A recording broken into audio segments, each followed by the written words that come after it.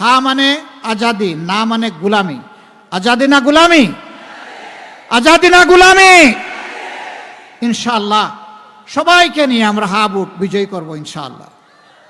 দ্বিতীয় ভোটটা সরকার গঠনের। কারে ভোট দিবেন?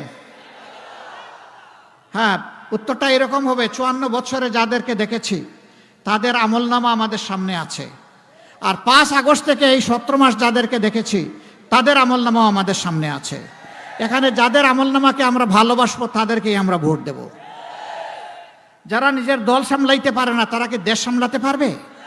যারা নিজের দল সামলাতে পারে ইনশাল্লাহ তারাই দেশ সামলাতে পারবে।